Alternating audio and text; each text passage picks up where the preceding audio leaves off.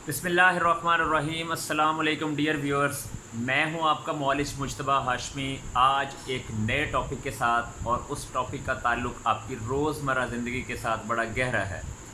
दोस्तों, टॉपिक तो in detail जाएगा और एक लेंथ पकड़ेगा, लेकिन मैं कोशिश करूंगा कि इसको समरी फॉर्म में आप तक आज कंपाइल कर दूं, मुकम्मल कर दूं, ताकि आपको मैसेज आज का डिलीवर हो जाए। उसके बाद फिर हम इसकी तफसीलात को वन बाई वन देखते जाएंगे और आपको मज़ीद इसकी वजाहत मैं आप पर अयां करता जाऊंगा। दोस्तों, हमारे इस टॉपिक का नाम है परहेज़। परहेज़ आपने किन चीज़ों की करनी है, किन चीज़ों से बचना है, किन चीज़ों को आपने अपने इस्तेमाल में नहीं लेके आना। दोस्तों, अल्लाह ताला ने बेशुमार नेमतें पैदा की हैं, हम उन नेमतों को इस्तेमाल करते हैं और खुश होते हैं और अपना टाइम गुजारते हैं। लेकिन बाज़ औक़ात ऐसा होता है कि हमारे जिस्मानी अफ़ाल में बिगाड़ पैदा हो जाता है, हमारी खून में मौजूद अखलात में बिगाड़ पैदा हो जाता है, तो उसके असरात हमारी सेहत पे बुरे असरात पड़ते हैं। हम लोग अपनी परहेज़ वाली जो सबक है उसको चूँकि हम याद नहीं रखते, परहेज़ वाले सबक को भूल जाते हैं और हम मेडिकेशन में चले जाते हैं। और मेडिकेशन भी हम बग़ैर सोचे समझे, हमने सोशल मीडिया से नुस्खा जात पकड़ लिया, हमने कहीं लिटरेचर को पढ़ लिया, हमने सोचा कि नहीं बस ये चीज़ मेरे फ़ायदे में है, मैं इसको फिल फॉर यूज़ करूँगा। दोस्तों, आप अच्छी तरह जानते हैं कि एक ज़माना था कि जब कुछ कोटेशंस बड़ी मशहूर व मारूफ़ थी, जिसमें एक कोटेशन थी, an apple a day keeps a doctor away, कि आप एक सेब रोज़ाना का खाएं और डॉक्टर से हमेशा दूर रहें। तो आप देखिए, आज वो बातें हमें कहीं पे भी नज़र नहीं आती, इसलिए कि हमने एप्पल तो खाया, रोज़ाना भी खाया, बीमार हम फिर हो गए, डॉक्टर के दरवाज़े पे, मौलिश के दर पे हम फिर से चले गए। तो इसका मतलब है कि वायलेशन ऐसी है कि जो हम कर रहे हैं, जिसकी क्योर, जिसको दुरुस्त होना, जिसका बहुत ज़रूरी है। तो दोस्तों, इसके साथ आपने एक और बात सुनी होगी, एक अनार 100 बीमार के। अनार को देखते ही सारे कहते थे हमें खिला दें। इसका मतलब है अनार में बहुत शिफा है, अनार में बड़े फ़वाइद हैं, लेकिन आज देखिए हम अनार को उस शौक़ से खाते ही नहीं हैं, या अगर हम खा लें तो हमारी वायलेशंस भी इंतहा पे होती हैं और हम लोग जो है उसके भरपूर फ़वाइद को हासिल नहीं कर सकते। इसी तरह से दोस्तों, चंद बुनियादी बातें हैं आपके सेहत के हसूल के लिए, जिनको कि आपने लाजमी अपने ऊपर अप्लाई करना है। वो ये है कि आपके 2 खानों के दरमियान कम से कम 6 से 7 घंटे का वक्फ़ा होना चाहिए। और अगर आप 6 से 7 घंटे के वक्फ़े को ऑब्ज़र्व ना कर सकें, उसको फॉलो ना कर सकें, तो फिर आपको मैं एक बड़ा आसान सा, एक बड़ा खूबसूरत सा असूल बता देता हूँ, आप उस पर चलें, आप कभी बीमार नहीं होंगे।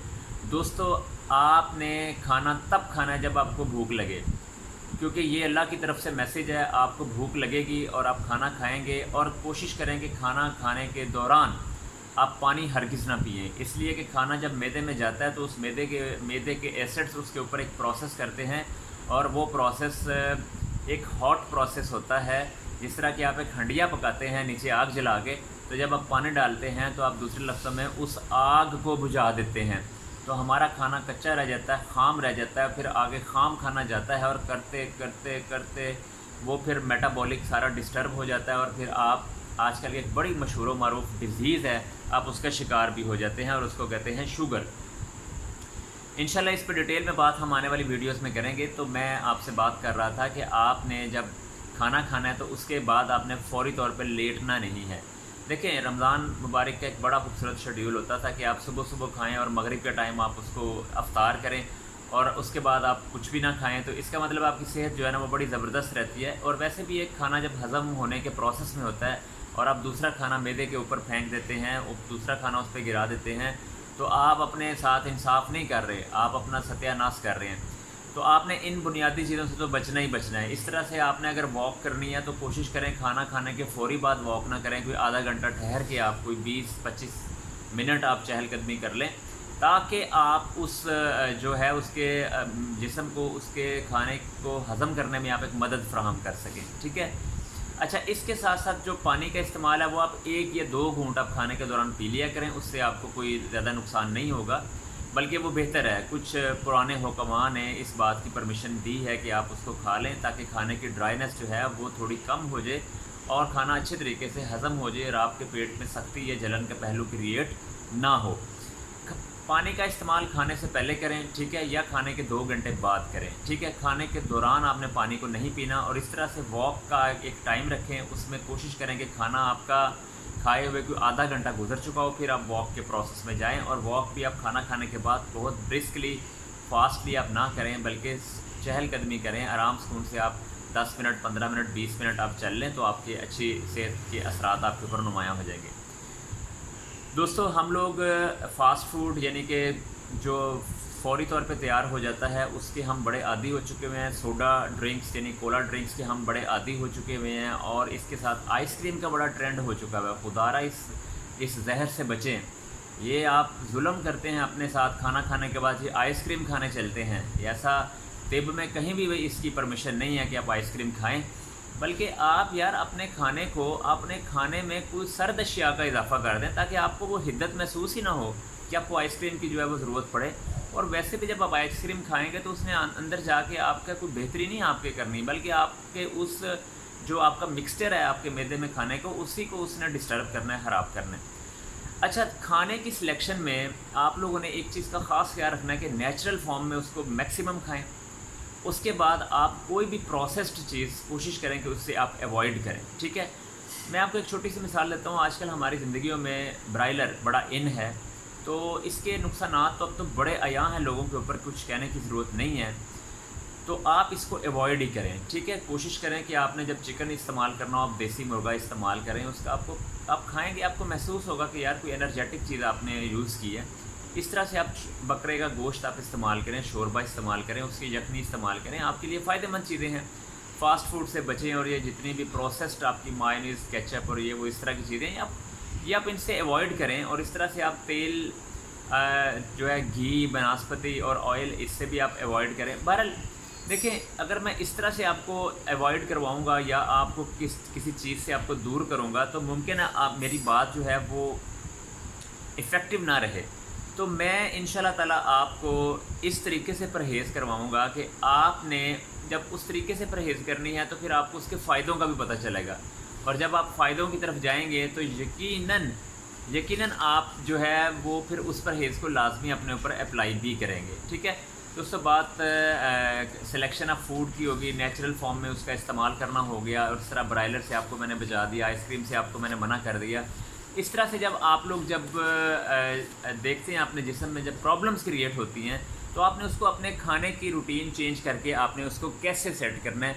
तो इसके लिए मैं आपको सबसे पहले बताता हूँ कि जो आपका दिमाग है, यानी कि आपका जो दिमाग है या उसकी कमज़ोरी है, आप महसूस करते हैं यार मुझे याद नहीं चीज़ें रहती या मैं उतना एक्टिव नहीं रह गया, तो उसके लिए आप ज़्यादा सोचना मतलब ये छोड़ दें। मतलब आपको ये तंग करेगी चीज़, फिर आप कोई दिमागी काम अगर आप उसकी कसरत कर रहे हैं, कोई टीचर हैं टीचिंग कर रहे हैं, या बहरहाल आप किसी हवाले से किसी कोचिंग में इन्वॉल्व हैं, तो कोशिश करें कि बस एक मैनेजेबल जो है ना वो टाइम आप उसको दें। बहुत ज़्यादा टाइम ना आप दें, कहीं आप ओवर बर्डन हो के आपका नर्वस सिस्टम जो है वो आपको डिस्टर्ब ना करे और फिर इस तरह से मेजर डिजीज़ जो है ना वो आपके सामने वो हमलावर होती हैं आपके साथ, तो आपको डिस्टर्ब करके रख देती हैं, ठीक है। इस तरह से ना कुछ चीज़ें होती हैं जो कि गैस पैदा करती हैं जिस्म के अंदर, और कुछ होती हैं जो देर से हज़म होती हैं, ठीक है। उनकी भी तफसील आपके सामने आ जाएगी, आप उन चीज़ों से भी अपने आप को बचाएं, ठीक है। इस तरह से जो बादाम हैं वो हम कहते हैं कि दिमाग के लिए बादाम एक बेहतरीन टॉनिक है। यार मैं आपको सिर्फ इतना कहता हूँ, आप उतना ही बादाम इस्तेमाल करें, उतना ही बादाम आप यूज़ करें जितना आप हज़म कर सकें। उसका बेहतरीन तरीका ये है कि आप रात को 3 अदद बादाम, ठीक है, पानी में भिगो दें, सुबह उसका छिलका उतारें और वो निहार मुँह खाली पेट आप उनको खाएं और देखें आपके मैदे पे कोई किसी किस्म का बर्डन, कोई परेशानी, कोई दिक्कत तो नहीं होती। फिर अगले दिन आप उन 3 को 4 कर दें, फिर 5 कर दें, 7 कर दें, 11 कर दें, ठीक है। इस तरह आप आहिस्ता आहिस्ता उसको इंक्रीज़ करें और 21 गिरियों तक हम लोग रिकमेंड करते हैं कि आप उसको खाएं। यार आप दिमागी तौर पे मैं कहता हूँ आप सुपरमैन बन जाएंगे। आप क्यों इस चीज़ से परेशान होते हैं, लेकिन आप उसके अकॉर्डिंगली चलें तो सही।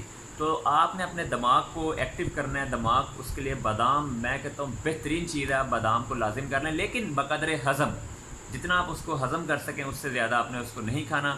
और जो चीज़ें बादी हैं, गैस पैदा करती हैं, उनसे आपने 100% बचना है दोस्तों।